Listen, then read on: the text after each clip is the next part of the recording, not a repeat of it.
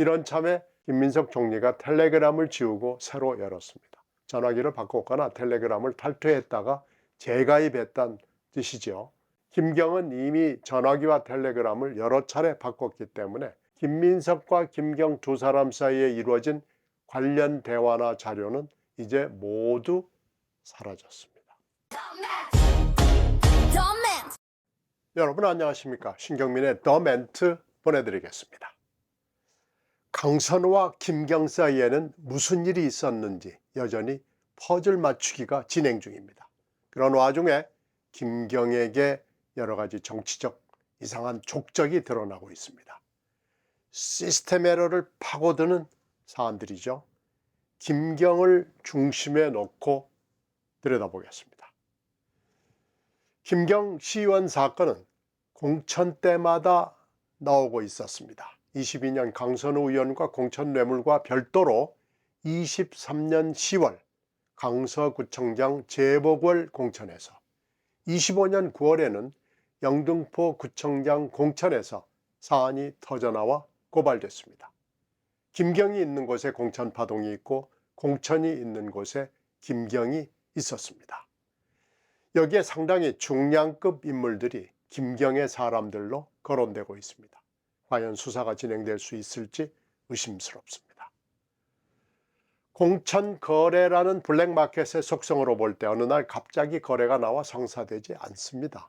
공천을 받고 싶어하는 사람이 지역을 고르고 유력자에게 이어줄 거간이나 하트라인을 찾습니다.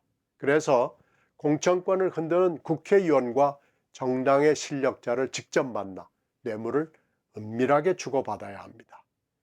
시스템이 물론 있긴 하지만 형식적인 경우가 많아 허점이 숭숭 나 있습니다. 시스템이랄 것도 없습니다. 공천 거래를 하자면 이렇게 정당과 출마 지역에 대한 시장 조사가 필요합니다. 그것도 아주 깊숙하게 몰래 해야 합니다.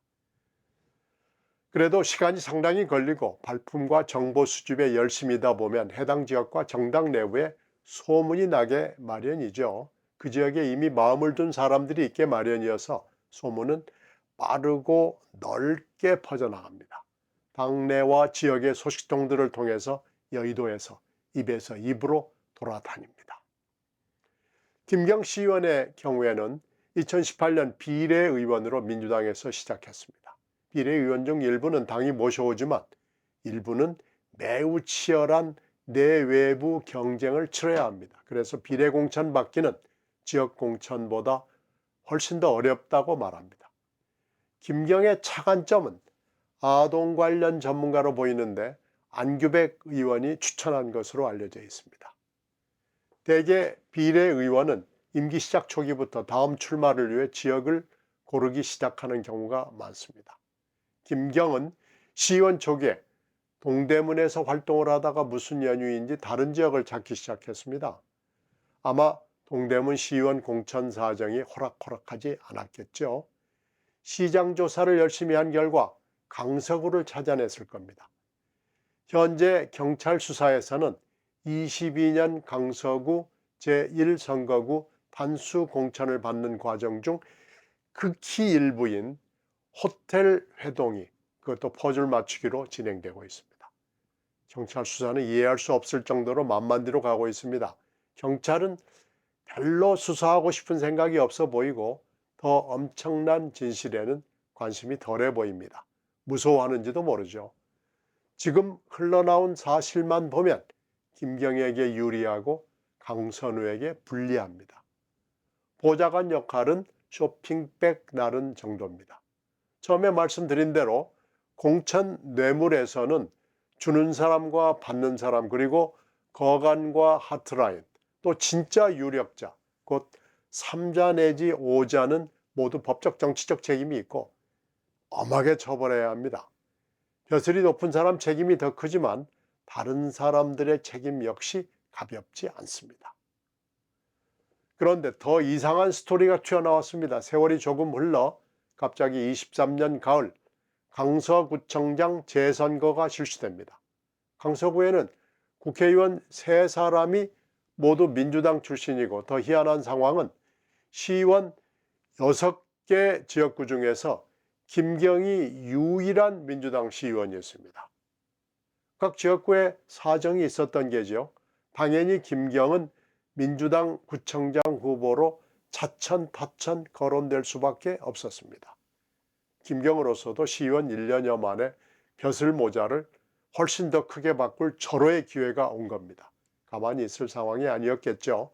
그러나 민주당이 전략 공천을 하기로 결정하면서 김경의 꿈은 날아가 버립니다. 일장춘몽이 된 거죠.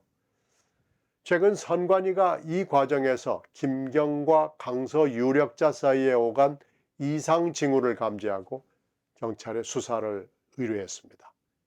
여기에서 돈 냄새가 난 겁니다. 강서구의 유력자들의 이름이 오르내리면서 수사 결론과 상관없이 강서구가 초토화되게 생겼습니다. 여기에서 또 하나 지적할 사항은 구청장 재선거로 돌아보면 김경 시의원이 속했던 제1지역구가 강서에서 제일 안전한 민주당 지역구라는 평가가 나오게 됩니다. 22년 서울시장 공관위가 이런 제1지역구의 단수 공천을 결정한 것은 대단한 일이었다는 사후 평가가 가능합니다. 그러니까 22년 김경과 강선우 사이에는 도대체 무슨 일이 있었길래 단수 공천으로 갔는지 더 궁금해지게 만들었습니다. 이상한 스토리 끝나지 않았습니다.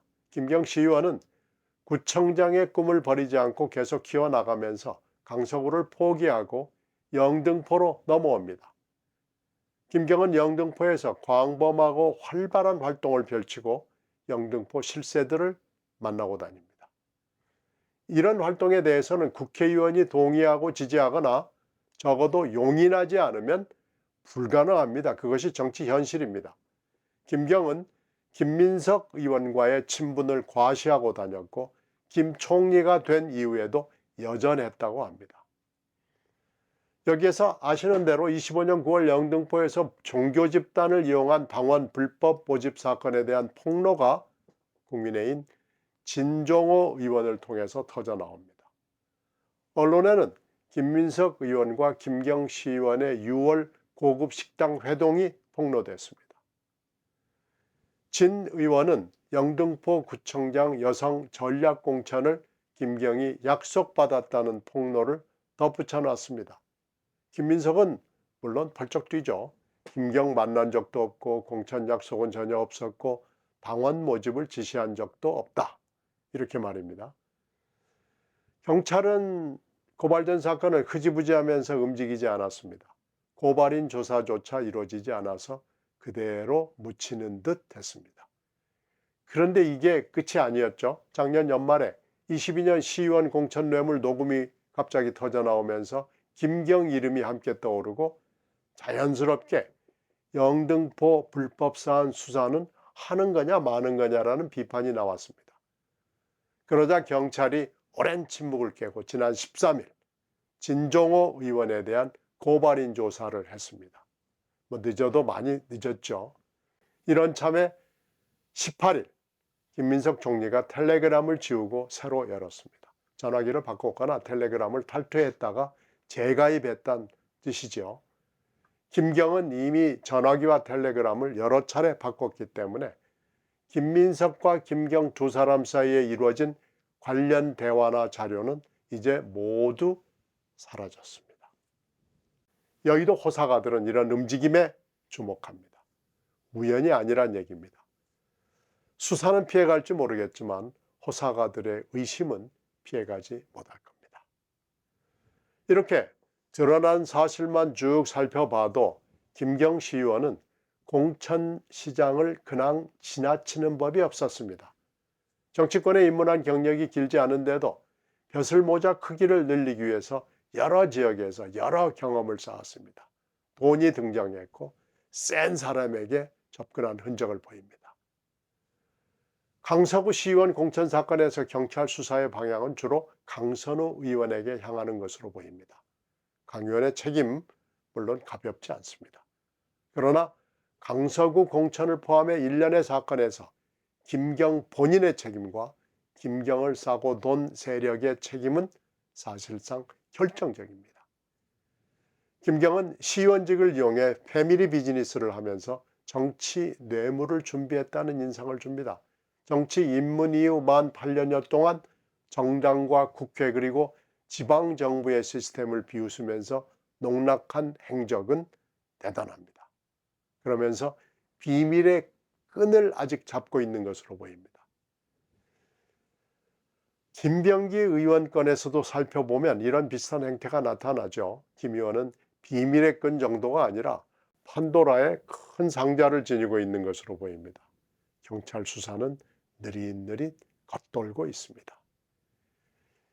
이걸 휴먼 에러라고 치부하고 넘어가는 게 말이 되겠습니까? 말뿐인 형식적 시스템을 반성하고 실질적 시스템을 구축하지 않으면 결국 제2, 제3의 김경과 김병기는 언제나 대기하고 있습니다. 비밀의 끈이나 상자를 필수품으로 함께 갖고 다니면서 허울뿐인 시스템을 조롱하고 농락할 겁니다. 오늘 여기까지 말씀드리겠습니다. 고맙습니다.